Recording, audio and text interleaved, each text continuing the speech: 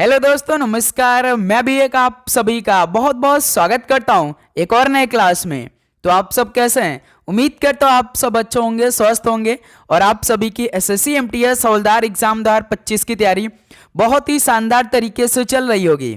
तो साथियों, आज के इस क्लास में एमटीएस हवलदार एग्जाम के लिए एक साधारण जीके इंग्लिश के पेपर को डिस्कस करेंगे। तो इस पेपर में पूरे 55 क्वेश्चन रहने वाले हैं। तो याद रखिए दोस्त, इस साधारण पेपर को आपको हल करना बहुत ही आवश्यक है, क्योंकि जो एसएससी के नए पैटर्न पे जीके और इंग्लिश में कुछ बदलाव हुए हैं और जो बदलाव के साथ साथ कुछ बेसिक क्वेश्चन पूछे जा रहे हैं, यानी कुछ सिंपल क्वेश्चन पूछे जा रहे हैं। तो आज के इस क्लास में हम वही सिंपल सवालों को डिस्कस करने वाले हैं। तो आपको क्या काम करना है कि इन 55 क्वेश्चन को तो हल करना है, लेकिन आपको सही करना है कितना? केवल 35 क्वेश्चन। याद रखिएगा, केवल आपको 35 क्वेश्चन सही करना है। तो आपको इस क्लास से आइडिया मिलने वाला कि आपकी तैयारी कैसे चले, वो भी सिंपल क्वेश्चनों में। बिल्कुल सारे क्वेश्चन अपने आप में बहुत ही सिंपल होंगे। आप देखते होंगे कि आपके पेपर में जो जीके इंग्लिश से टोटल 50 क्वेश्चन पूछे जाते हैं, जो कि मेन यही दो डिसाइडेड सब्जेक्ट होते हैं। तो इन 50 क्वेश्चन में से लगभग आपको 10 से 12 क्वेश्चन मेरे दोस्त काफी इजी टाइप के सॉल्व मिलते हैं। तो आज की इस क्लास में जो एसएससी के नए पैटर्न में यानी एडीक्यूटी पैटर्न जो सॉल्व बना रही हैं, उसी लेवल के क्वेश्चन इस क्लास में डिस्कस करने वाले हैं। तो आप बहुत दिनों से कह रहे हैं कि सर जीके इंग्लिश की क्लास लाइए, तो आज फाइनली क्लास आ चुकी और एक अपडेट है, 1 नवंबर से आपका पूरे पेपर का सोल्यूशन आने वाला है। तो तैयार रहेगा। ओके मेरे दोस्त, तो यहां से अपनी तैयारी परख लीजिए कि आपकी तैयारी कैसी चल रही है। ओके मेरे दोस्त, तो चलिए भाई आज के इस सिंपल जीके इंग्लिश पेपर को डिस्कस करते हैं, देखते हैं कितना स्कोर करते हैं। याद रखिएगा, एक क्वेश्चन सही करेंगे तो आपको 3 नंबर मिलेगा और एक क्वेश्चन गलत करेंगे तो 1 नंबर आपका माइनस मार्किंग होगा। ये बात याद रखिएगा, ठीक है? तो एक क्लास सुबह 8 बजे, दोपहर 12 बजे और एक शाम 6:30 पर, ये डेली क्लास की टाइमिंग होती है। चलिए दोस्त, तो आज का पहला प्रश्न हल करिए। ब्रिटिश शासन के तहत फोर्ट विलियम कॉलेज किस शहर में स्थापित किया गया था? बताइए, ब्रिटिश शासन के तहत फोर्ट विलियम कॉलेज ये किस शहर में स्थापित किया गया था? तो आप जानते हैं कि फोर्ट विलियम कॉलेज जो लॉर्ड वेलेस्ली था, इसके परिसर में स्थापित किया गया था, जो कि मेरे दोस्त 18 अगस्त 1800 में किया गया था। लेकिन किस शहर में स्थापित किया गया था? तो सर जी कलकत्ता शहर में स्थापित किया गया, यानी पहले का ऑप्शन है बिल्कुल राइट आंसर हो जाएंगे। चलिए दोस्त, अगला सॉल्व कल करिएगा, क्वेश्चन नंबर 2। तो इसमें हर एक टाइप का क्वेश्चन होंगे, इसमें साइंस के भी सॉल्व होने वाले हैं। देखिए, रासायनिक सूत्र C2H6 वाला अणु एक कैसा अणु है? बताइए, रासायनिक सूत्र C2H6 वाला अणु एक कैसा अणु है? इसका नाम क्या है? तो सर जी एथेन है। बी ऑप्शन बिल्कुल परफेक्ट आंसर हो जाएंगे। ओके, चलिए अगला सॉल्व कल करिए दोस्त, क्वेश्चन नंबर 3। प्रसिद्ध किला एक कुहना यानी पुराने किले की मस्जिद का निर्माण किसके द्वारा करवाया गया था? बताइए, प्रसिद्ध किला एक कुहना पुराने किले की मस्जिद का निर्माण किसके द्वारा करवाया गया था? तो याद रखिएगा दोस्त, शेरशाह सूरी के द्वारा। ऑप्शन इस सॉल्व का बिल्कुल राइट आंसर हो जाएंगे। अगला सॉल्व कॉल करिए दोस्त, क्वेश्चन नंबर 4। निम्नलिखित में से स्वतंत्र भारत के पहले कानून मंत्री कौन थे? बताइए, स्वतंत्र भारत के पहले कानून मंत्री कौन थे? इस सवाल का राइट आंसर आप देंगे। तो सर जी भीमराव अंबेडकर सर जी थे। तो बी ऑप्शन इस सवाल का बिल्कुल परफेक्ट आंसर हो जाएंगे। चलिए अगला सवाल कॉल करिए, तो क्वेश्चन नंबर 5। निम्नलिखित में से किस महीने में नागालैंड में सूमी जनजाति द्वारा तुलूनी महोत्सव मनाया जाता है? बताइए, किस महीने में नागालैंड में सूमी जनजाति द्वारा तुलूनी महोत्सव मनाया जाता है? तो याद रखिएगा, जुलाई के महीने में। ऑप्शन सी बिल्कुल परफेक्ट आंसर हो जाएंगे। चलिए दोस्त, अगला सवाल कॉल करिए, क्वेश्चन नंबर 6। पृथ्वी की नीफे परत किसमें स्थित होती है? नीफे मतलब क्या होता है? Ni का मतलब क्या होता है? निक्कल होता है, और Fe का मतलब होता है आयरन। याद रखिएगा, ये नीफे जो है ये आयरन और निक्कल से बना होता है, ठीक है? तो ये पृथ्वी की नीफे परत तो सर जी क्रोड में स्थित होती है। डी ऑप्शन बिल्कुल परफेक्ट आंसर हो जाएंगे, ठीक है? चलिए अगला सॉल्व कॉल करिएगा, क्वेश्चन नंबर 7। निम्नलिखित में से किस अनुच्छेद में राज्य विधानमंडल में विनियोग विधेयक का उल्लेख है? बताइए, किस अनुच्छेद में राज्य विधानमंडल में विनियोग विधेयक का उल्लेख है? तो दोस्त मेरे याद रखिएगा, अनुच्छेद 204 में। ऑप्शन सी बिल्कुल परफेक्ट आंसर हो जाएंगे। चलिए अगला सॉल्व कल करिए तो क्वेश्चन नंबर 8 को, उड़ीसी शास्त्रीय नृत्य शैली को पुनर्जीवित करने के लिए पद्म विभूषण 2000 का प्राप्तकर्ता कौन है? बताइए। उड़ीसी शास्त्रीय नृत्य शैली को पुनर्जीवित करने के लिए पद्म विभूषण 2000 का प्राप्तकर्ता कौन है? बताइए। तो दोस्त मेरे याद रखिए केलू चरण महापात्र हैं। डी ऑप्शन बिल्कुल परफेक्ट आंसर हो जाएंगे। चलिए अगला सॉल्व कल करिए तो क्वेश्चन नंबर 9, पंडित रविशंकर को निम्नलिखित में से किस पुरस्कार से 4 बार सम्मानित किया गया है? बताइए। पंडित रविशंकर को किस पुरस्कार से 4 बार सम्मानित किया गया? तो दोस्त मेरे याद रखिएगा ग्रैमी पुरस्कार से। डी ऑप्शन बिल्कुल परफेक्ट आंसर हो जाएंगे।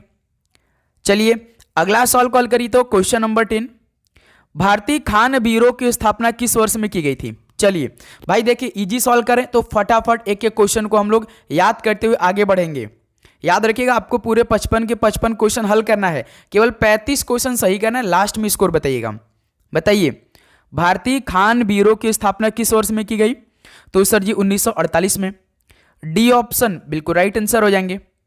अगला सॉल्व कल करिए क्वेश्चन नंबर, तो दोस्त मेरे आप सभी लोगों के लिए एसएससी एमटीएस हवलदार एग्जाम के लिए एक इंग्लिश की स्पेशल बुक आ चुकी है। खास बात इस बुक की यही है कि यदि इस बुक के सारे क्वेश्चन आप हल करके जाते हैं जो आपके पेपर में, चाहे एसएससी का कोई एग्जाम दीजिए, सबसे पहले तो इसमें हर एक टॉपिक का क्वेश्चन दिया गया है। 2025 तक के जितने भी फरवरी तक एग्जाम कंप्लीट हुए एसएससी द्वारा सारे क्वेश्चन इसमें ऐड किया गया, plus chapter wise topic wise. इस बुक से यदि आप सारे क्वेश्चन हल कर लेंगे तो आप पेपर में लगभग 50% जो है वो बिल्कुल कॉन्फिडेंटली के साथ सवाल को हल कर सकेंगे, क्योंकि सारे क्वेश्चन आपको यहीं से मिलने वाले हैं। टॉपिक वाइज दिया गया है, जो आपको एग्जाम्पल से क्वेश्चन उठाया जाता है उसका भी सोल्यूशन दिया गया है। प्लस मेरे दोस्त इसमें जैसे कि इंग्लिश के क्वेश्चन दिया ना, तो आपको जैसे समझाया जाता है तो इंग्लिश में समझाया जाता है, लेकिन इस बुक की खासियत होती है कि आपको हिंदी में समझाया गया है। जैसे कोई क्वेश्चन आप पहला हल किए, आपको समझ में नहीं आया तो सोल्यूशन पे आप जाएंगे तो आपको हिंदी में काफी अच्छी तरीके से एक एक वर्ड का मतलब समझाया गया है। तो ये बुक आपके लिए अति महत्वपूर्ण रहने वाला है। तो इस बुक की खासियत है कि सारे प्रीवियस के क्वेश्चन इसमें आपको मिल जाएंगे। सीजीएल का, स्टेनो का, सिलेक्शन पोस्ट का, सीएचएसएल का, सीपीओ का आप एसएससी का कोई एग्जाम दीजिए, इंग्लिश का बुक यही आपको पढ़ना है। Easy to learn general English. आप परचेस कैसे करेंगे? डिस्क्रिप्शन बॉक्स में लिंक दिया गया है, आप वहां जाकर परचेस कर सकते हैं, या आप अमेजॉन या आप फ्लिपकार्ट से भी परचेस कर सकते हैं। आपको अच्छी बात है कि डिस्क्रिप्शन बॉक्स में लिंक हमने ऐड कर दिया है, तो वहां से आप आसानी से परचेस कर सकते हैं। एक बार जरूर परचेस करिए। ओके, इंग्लिश का आपका यहीं से सारा जो टेंशन आएगा वो दूर होने वाला है। ठीक है मेरे दोस्त, काफी अच्छी तरीके से एक एक क्वेश्चन को तैयार किया गया इसमें। चलिए तो क्वेश्चन नंबर 11 को हल करिए। निम्नलिखित में से प्रथम उपमहाद्वीप साम्राज्य कौन सा था? बताइए प्रथम उपमहाद्वीप साम्राज्य कौन सा था? तो दोस्त मेरे याद रखिए मौर्य साम्राज्य था। ऑप्शन यहां से बिल्कुल राइट आंसर हो जाएंगे। अगला सवाल कॉल करिए दोस्त क्वेश्चन नंबर 12। वर्ष 2016 में प्रधानमंत्री रोजगार प्रोत्साहन योजना की शुरुआत भारत सरकार के किस मंत्रालय ने की थी? बताइए वर्ष 2016 में प्रधानमंत्री रोजगार प्रोत्साहन योजना की शुरुआत भारत सरकार किस मंत्रालय ने की थी? तो सर जी श्रम एवं रोजगार मंत्रालय ने। ऑप्शन है बिल्कुल परफेक्ट आंसर हो जाएंगे। अगला सवाल कॉल करिए दोस्त क्वेश्चन नंबर 13। प्रसिद्ध लोक नृत्य यक्षगान किस राज्य से संबंधित है? बताइए प्रसिद्ध लोक नृत्य यक्षगान किस राज्य से संबंधित है? तो याद रखिएगा कर्नाटक राज्य से। डी ऑप्शन बिल्कुल परफेक्ट आंसर हो जाएंगे। अगला सवाल कॉल करिए दोस्त क्वेश्चन नंबर 14। निम्नलिखित में से कौन सा मिलान युग्म गलत है? राष्ट्रपति के कार्य, ये तो भाई ब्रिटिश फ्रांस के संविधान से नहीं लिया गया है। ये कहां से लिया गया है? जो राष्ट्रपति के काम होते हैं ब्रिटिश देश के संविधान से लिया गया है। कानून द्वारा स्थापित प्रक्रिया ये जापान से लिया गया, ठीक है। समवर्ती सूची ऑस्ट्रेलिया से लिया गया, ठीक है। कानून का शासन जो है वो ब्रिटेन से लिया गया है। जो राष्ट्रपति के कार्य है ये फ्रांस से न लेकर ब्रिटिश से लिया गया, तो यही क्या है? गलत है। तो इसलिए ऑप्शन है बिल्कुल राइट आंसर हो जाएंगे। अगला सवाल कॉल करिए दोस्त क्वेश्चन नंबर 15। वायु और राष्ट्रीय रक्षा निम्नलिखित में से किन वस्तुओं के उदाहरण हैं? वायु और राष्ट्रीय रक्षा ये किन वस्तुओं के उदाहरण हैं? तो दोस्त मेरे याद रखिएगा सार्वजनिक वस्तुओं के उदाहरण है। बी ऑप्शन बिल्कुल राइट आंसर हो जाएंगे। तो साथ ही यदि आप चैनल पे नए हैं तो सब्सक्राइब करने के बाद नोटिफिकेशन को ऑन करिएगा, क्योंकि 1 नवंबर से अपनी तैयारी स्टार्ट होने जा रही है। हम लोग रीजनरेट कर रहे हैं, तो आपको उस क्लास में ज्वाइन करना बहुत जरूरी है। यदि आपका भी पेपर MTS हवलदार का होने वाला दिसंबर के फर्स्ट वीक में, आप जानते हैं कि नवंबर में तो आपका पेपर होगा नहीं, क्योंकि 12 नवंबर से SSC CHSL का पेपर होने वाला। 12 नवंबर से कब तक होने वाला किसी को नहीं मालूम है, क्योंकि केवल एग्जाम डेट 12 नवंबर से स्टार्ट बताई गई है SSC के द्वारा से। कब खत्म होने वाला ये किसी को नहीं मालूम है, ठीक है। लेकिन SSC CHSL का पेपर मुश्किल से 10 से 12 दिन में समाप्त होता है। तो मान के चलिए दिसंबर के पहले वीक में आपका पेपर स्टार्ट होने वाला MTS हवलदार का, तो आपके पास 1 महीने पूरे सेफ बाकी है, ठीक है। तो 1 नवंबर से अपनी फिर से क्लास स्टार्ट कर रहे हैं, तो आप नोटिफिकेशन को ऑन करिएगा।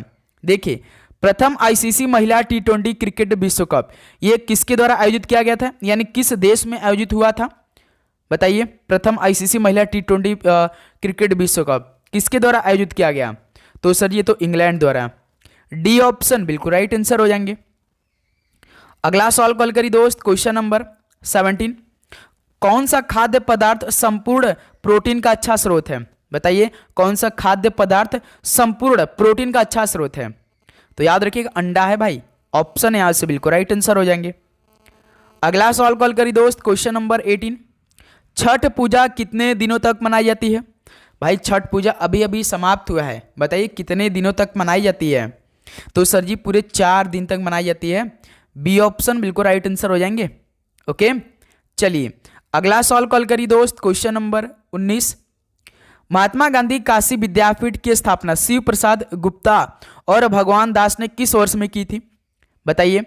अपने बनारस का सबसे फेमस यह कॉलेज होता है भाई महात्मा गांधी काशी विद्यापीठ, यानी MJKBB के नाम से है।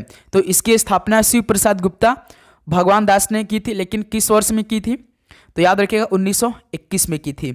बी ऑप्शन बिल्कुल राइट आंसर हो जाएंगे। अगला सवाल कॉल करिए, क्वेश्चन नंबर 20। असूटेबल बॉय उपन्यास के लेखक कौन है, बताइए। असूटेबल बॉय उपन्यास के लेखक कौन है, तो याद रखिएगा विक्रम सेठ है। ऑप्शन इस सवाल का बिल्कुल राइट आंसर हो जाएंगे। अगला सवाल कॉल करिए दोस्त, क्वेश्चन नंबर 21। प्रसिद्ध मणिपुरी नृत्यांगना दर्शना झावेरी को निम्नलिखित में से किस वर्ष में पद्मश्री से सम्मानित किया गया, बताइए। प्रसिद्ध मणिपुरी नृत्यांगना दर्शना झावेरी को किस वर्ष में पद्मश्री से सम्मानित किया गया। ये तो SSC का फेवरेट सवाल होता है, ऐसा कोई SSC के एग्जाम नहीं होता कि जो कि इस तरह के सवाल नहीं पूछते हैं वो। तो याद रखिएगा पद्मश्री से 2002 में सम्मानित किया गया था, ठीक है, दर्शना झावेरी को। अगला सवाल कॉल करिए दोस्त, क्वेश्चन नंबर 22।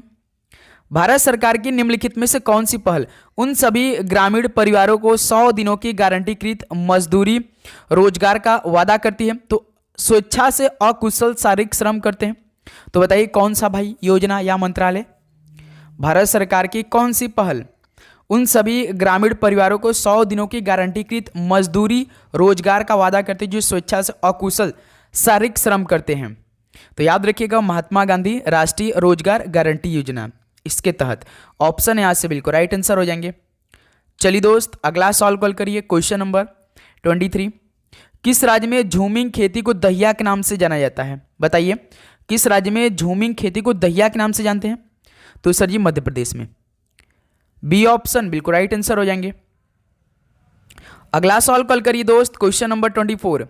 मौलिक कर्तव्य की अवधारणा निम्नलिखित में से किस देश से ली गई थी, बताइए।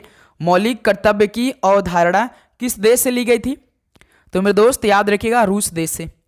बी ऑप्शन बिल्कुल परफेक्ट आंसर हो जाएंगे। अगला सवाल कॉल करिए दोस्त, क्वेश्चन नंबर 25 का राइट आंसर क्या होगा। वास्तुकला की गुलबर्ग और बीदर शैली को निम्नलिखित में से किस राजवंश द्वारा संरक्षण दिया गया था, बताइए। वास्तुकला की गुलबर्ग और बीदर शैली को किस राजवंश द्वारा संरक्षण दिया गया था, तो सर जी बहमनी राजवंश द्वारा। डी ऑप्शन बिल्कुल राइट आंसर हो जाएंगे। चलिए दोस्त अगला सवाल कॉल करिए, क्वेश्चन नंबर 26। मौ खरियों ने पश्चिमी उत्तर प्रदेश ने किस राज्य पर शासन किया जिसने बाद में उत्तरी भारत के राजनीतिक केंद्र के रूप में पाटलिपुत्र की जगह ले ली, बताइए। मौ खरियों ने पश्चिमी उत्तर प्रदेश ने किस राज्य पर शासन किया जिसने बाद में उत्तरी भारत के राजनीतिक केंद्र के रूप में पाटलिपुत्र की जगह ले ली, तो याद रखिए कन्नौज पर। ऑप्शन सी बिल्कुल राइट आंसर हो जाएंगे। अगला सवाल कॉल करिए दोस्त, क्वेश्चन नंबर 27, क्या बनेगा राइट आंसर? निम्नलिखित में से कौन प्रार्थना समाज के से संबंध नहीं थे? तो प्रार्थना समाज से संबंध कौन नहीं था? आरजी भंडारकर बिल्कुल थे, बिल्कुल थे भाई, याद रखिएगा। गोविंद रानाडे बिल्कुल, आत्माराम पंडुरंग ये भी थी, लेकिन महात्मा गांधी कहाँ थे भाई? प्रार्थना समाज से संबंधित, तो डी ऑप्शन राइट आंसर हो जाएंगे। अगला सवाल कॉल करिए मेरे दोस्त, क्वेश्चन नंबर 28, गौर माड़िया नृत्य निम्नलिखित में से किस राज्य में किया जाता है? बताइए, गौर माड़िया नृत्य ये किस राज्य में किया जाता है? तो सर ये तो छत्तीसगढ़ में किया जाता है, ऑप्शन सी बिल्कुल राइट आंसर हो जाएंगे। ओके, चलिए अगला सवाल कॉल करिए दोस्त, क्वेश्चन नंबर 29, हिंदुस्तानी संगीत की बेहतरीन शास्त्रीय गायिकाओं में से एक किशोरी अमोनकर किस राज्य से संबंधित है? बताइए, हिंदुस्तानी संगीत की बेहतरीन शास्त्रीय गायिकाओं में से एक किशोरी अमोनकर ये किस राज्य से बिलोंग करती हैं? तो सर ये तो महाराष्ट्र राज्य से, डी ऑप्शन बिल्कुल परफेक्ट आंसर हो जाएंगे। चलिए दोस्त अगला सवाल कॉल करिए, क्वेश्चन नंबर 30, कैप्टन हॉकिंस ने किसके शासनकाल के दौरान भारत का दौरा किया? बताइए, कैप्टन हॉकिंस ने किसके शासनकाल के दौरान भारत का दौरा किया? तो दोस्त मेरे याद रखिएगा, जहांगीर के समय, ऑप्शन ए बिल्कुल राइट आंसर हो जाएंगे।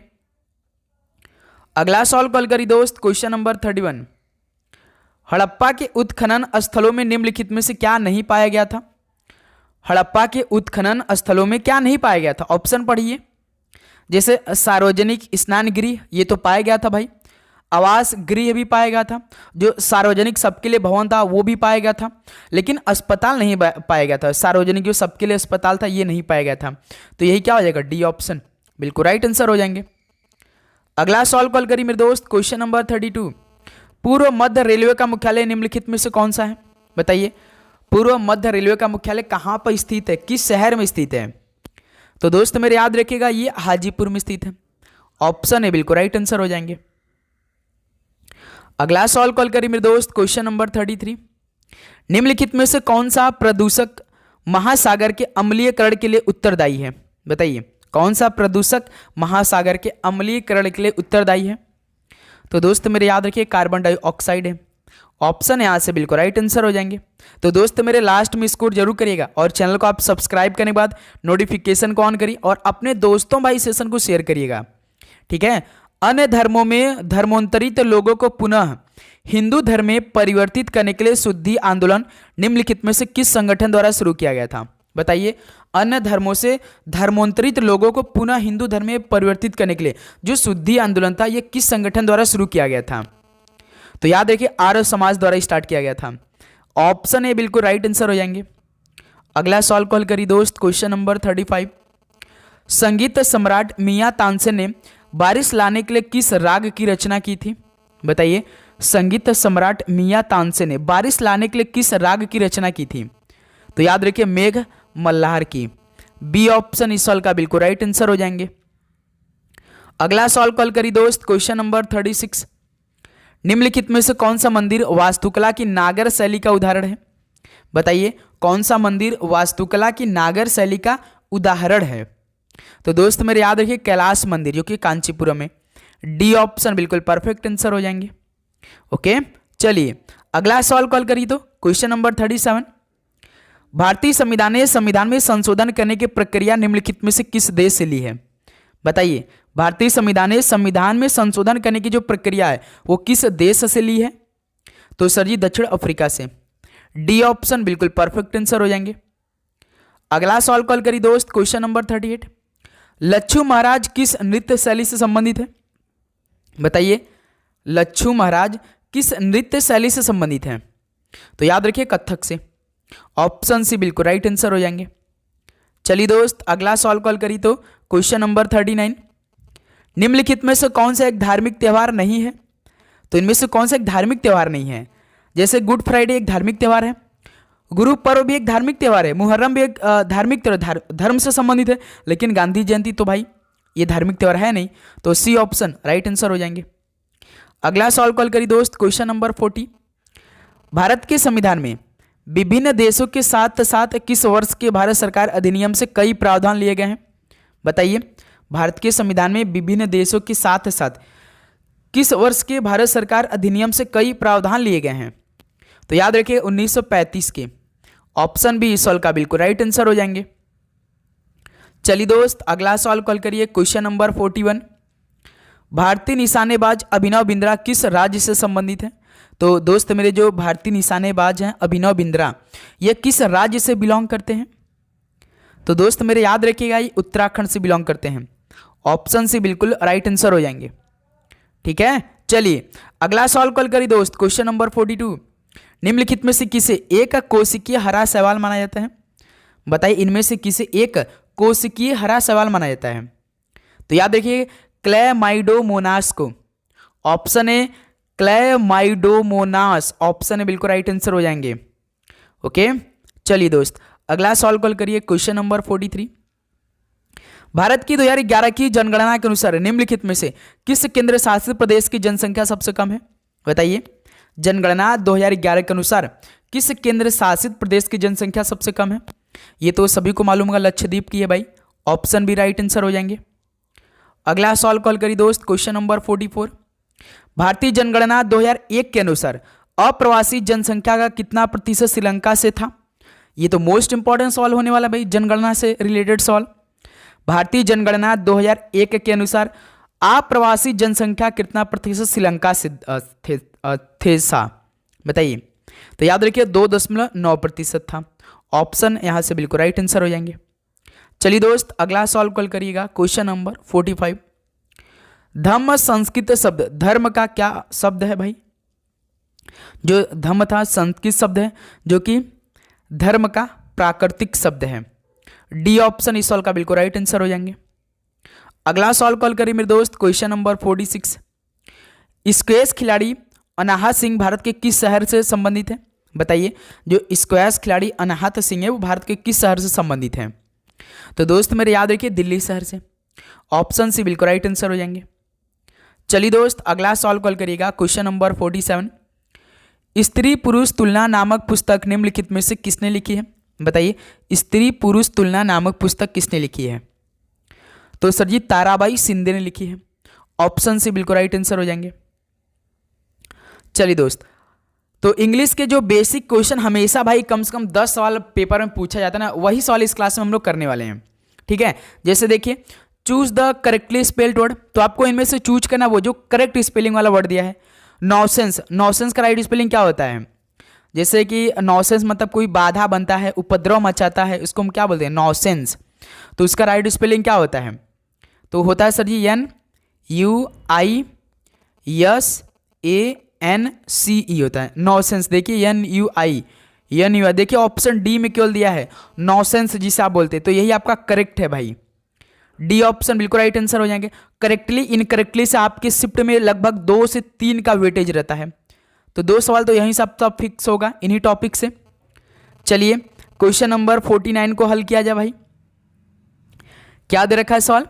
The given sentence contain a grammatical error, यानी आपको कुछ खंड दिया होगा, जैसे यहाँ पे देखिए आइडेंटिफाई द सेगमेंट, यानी आपको वो खंड को आइडेंटिफाई करना दैट कंटेन एरर, यानी वो आपको खंड को मतलब कि सही करना, आइडेंटिफाई करना है जो इस सेंटेंस में गलत दिया है उसको सही करना है। जैसे देखिए यहाँ पे सेंटेंस क्या दिया है, you look very tired you would go to bed now, यानी इसका मतलब क्या हो जाएगा? आप बहुत थके हुए हैं, लग रहे हैं कि अब आपको बिस्तर पर जाना चाहिए। इस सेंटेंस का तो मतलब यही है। तो इसमें आपको कहाँ से गलती दिखाई दे रहा है? आपको कोई इस सेंटेंस के भाव में आपको क्या पता चल रहा है? कोई आपको मतलब कि सजेस्ट कर रहा है, एडवाइस दे रहा है कि अब आप बहुत थक चुके हैं, अब आपको बेड पर जाकर रेस्ट करना चाहिए। इस सेंटेंस में यही आप हमें मिल रहा है, हमें भाव के अनुसार से यही पता चला है कोई हमें एडवाइस दे रहा है, सजेशन दे रहा है। तो मेरे दोस्त जब कोई सजेशन या एडवाइस देता है तो हमेशा याद रखिए वुड का प्रयोग नहीं होता है, वुड का प्रयोग नहीं होगा, इसके स्थान पे शुड का प्रयोग होता है। क्या होता है मेरे दोस्त? शुड का, यानी शुड गो होना चाहिए।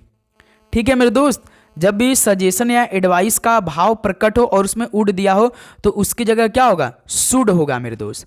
तो यही क्या हो, रॉन्ग है। देखिए कौन सा ऑप्शन है, तो यहाँ पे देखिए हमें भाई क्या करना था, हमें ग्रामेटिकल एरर को बताना था। तो देखिए वुड गो गलत है, तो यहीं पे देखिए यू वुड गो गलत है भाई, यू शुड गो होना चाहिए। ठीक है, तो सी ऑप्शन बिल्कुल राइट आंसर हो जाएंगे। चलिए दोस्त अगला सवाल कॉल करिए, question number 50। Select the most appropriate synonyms of the given word. 2 सवाल सिनोनिम्स क्या आएगा भाई, एक शिफ्ट में तो कम से कम 4 सवाल आ जाते हैं। पर्यायवाची एलाउ, एलाउ का बताइए सर जी। एलाउ तो अनुमति देना होता है। तो जैसे रिजेक्ट का मतलब क्या होता है, अस्वीकार करना, इसका समानार्थी शब्द बताना है। रिजेक्ट का मतलब क्या होता है मेरे दोस्त, अस्वीकार करना, ये होगा नहीं। स्टॉप मतलब रुकना, ये भी नहीं होगा। तो जैसे अलाउ मतलब अनुमति देना, तो आप किसी को क्या करें, इजाजत दे रहे हैं यानी परमिट कर रहे हैं, तो यही इसका समानार्थी शब्द हो जाएगा। डिस आलो तो इनकार तो नहीं कर रहे ना भाई, तो इस सवाल का सी ऑप्शन बिल्कुल राइट आंसर हो जाएंगे। अलाउ का सिनोनिम्स क्या होगा, परमिट हो जाएगा।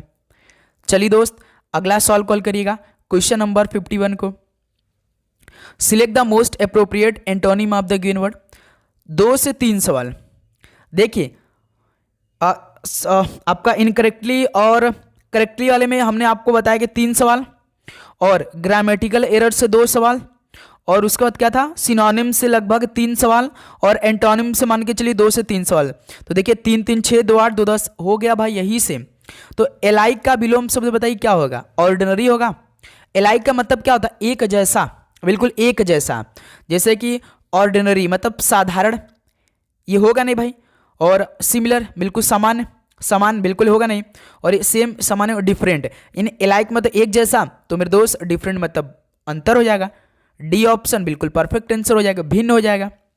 ठीक है, चलिए दोस्त अगला सवाल कॉल करिएगा, क्वेश्चन नंबर 52।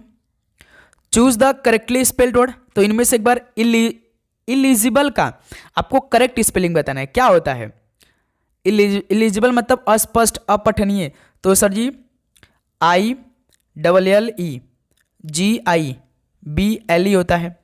तो देखिए पहला ऑप्शन बिल्कुल परफेक्ट आंसर हो जाएंगे। तो मेरे दोस्त इस सवाल का ऑप्शन है बिल्कुल राइट आंसर हो जाएंगे। ओके, चलिए क्वेश्चन नंबर 53 को हल करिए। Select the most appropriate antonym of the given word. Abolish का विलोम शब्द बताइए। तो दोस्त मेरे एबोलिश का मतलब होता है समाप्त करना। ठीक है, एबोलिश का मतलब होता है मेरे दोस्त समाप्त करना। डिसअप्रूव का मतलब होता असत्य सिद्ध करना। जो हम डिसअप्रूव मतलब जो सत्य उसको हम सिद्ध करते लेकिन असत्य सिद्ध करना। कंटेस्ट का मतलब संघर्षी होता है जो। कंटिन्यू मतलब जारी होता है, लगातार होता है। डिस्क्लोज मतलब खुलासा होता है। तो मेरे दोस्त जैसे कि समाप्त करना, तो इसका क्या हो जाएगा, कंटिन्यू हो जाएगा। तो एबोलिश का जो एंटोनिम हो जाएगा वो मेरे दोस्त कंटिन्यू हो जाएगा। ऑप्शन सी बिल्कुल राइट आंसर हो जाएंगे। चलिए दोस्त अगला सवाल कॉल करिए, क्वेश्चन नंबर 54। क्या बनेगा perfect answer. Select the most appropriate which means the same as the group of words given. यानी अनेक शब्दों के लिए एक शब्द। Move ahead or forward steadily and gradually मतलब स्थिर और धीरे धीरे आगे बढ़ने। इसके लिए क्या होगा, जैसे कि फोरगो मतलब छोड़ देना, और परेड फोरगो मतलब आगे बढ़ना। फोरगो फोरजे का मतलब होता है दोस्त, फोरजे यहाँ पे जो स्पेलिंग दिया ध्यान से देखिए, FORGE मतलब क्या होता है, आगे बढ़ना होता है। ठीक है, ये बात याद रखिएगा मेरे दोस्त, गलती नहीं करिएगा। और फोररन का मतलब पूर्व सूचना देना, जैसे फोररन यानी सूचना पहले देना। ठीक है, तो इस सवाल का ऑप्शन सी बिल्कुल राइट आंसर हो जाएंगे। चलिए दोस्त लास्ट क्वेश्चन बताइए आज के इस क्लास का। तो क्या याद रखा भाई, select the most appropriate meaning of the given idiom, यानी मुहावरा मेकआउट। इसका बताइए। मेकआउट का मतलब जानते क्या है, कठिनाइयों के साथ समझना। जैसे हमारे साथ कठिनाई है तो उसके साथ हम समझ रहे हैं, उसको क्या बोलते हैं मेरे दोस्त, अंडरस्टैंड समवन और समथिंग विथ डिफिकल्टी। तो ऑप्शन इस सवाल का बिल्कुल राइट आंसर हो जाएंगे। तो दोस्त मेरे फाइनली टोटल 55 क्वेश्चन कंप्लीट हो गया। तो अब बताइए आप सभी का टोटल 55 क्वेश्चन में से कितना स्कोर रहा। ईमानदारी के साथ सभी दोस्त बताएंगे अपना अपना स्कोर। तो उम्मीद करूंगा दोस्त आपको हर एक क्वेश्चन बहुत ही शानदार तरीके से समझ में आए होंगे। और मेरे दोस्त तैयार रहिएगा, शाम को 6:30 पर एक नया क्लास आएगा, उस पर आप ज्वाइन जरूर करिएगा। उसमें बहुत ही इंपॉर्टेंट सवाल हुआ है। तो दोस्त मेरे आप नोटिफिकेशन को जरूर ऑन करिएगा। लगातार क्लास आप सभी के बीच आएगी, एक भी दिन ऐसा नहीं रहेगा कि गैप मिलेगा, आपको डेली क्लास आएगी। ठीक है मेरे दोस्त, और 1 नवंबर से हमने आपको बताया कि 7 में अपनी तैयारी स्टार्ट होने वाली। तो आप नोटिफिकेशन को ऑन करिएगा, आपका पेपर जल्द ही होगा मेरे दोस्त, लेकिन होगा तो कन्फर्म दिसंबर के महीने में। हम आपको झूठा दिलासा नहीं देंगे कि नवंबर के लास्ट में होगा पेपर। आपका दिसंबर के फर्स्ट वीक में या 10-12, जैसे CHSL का पेपर नवंबर में 12 से हो रहा है, तो उसी तरह आपका दिसंबर में होगा। क्योंकि कोई भी पेपर होता है तो उसके बाद पूरा जो सिस्टम होता है उसको 1 महीना फिर से करना होता है, क्योंकि हर एक कंप्यूटर में क्वेश्चन को तैयार करना होता है, पूरा अच्छी तरीके से तैयार सेटिंग बैठाना होता है, ठीक है। तो उसके लिए समय लगता है, तो आपका पेपर होगा। तो दोस्त मेरे डेली क्लास करिए, अपनी तैयारी लगातार रखिए, छोड़िए मत, ठीक है। तो चलिए दोस्त, इस क्लास को यहीं पे समाप्त करते, मिलते हैं एक और नए क्लास के साथ। सभी को जय हिंद, जय भारत, पढ़ाई करते रहिए, ऑल द वेरी बेस्ट, धन्यवाद।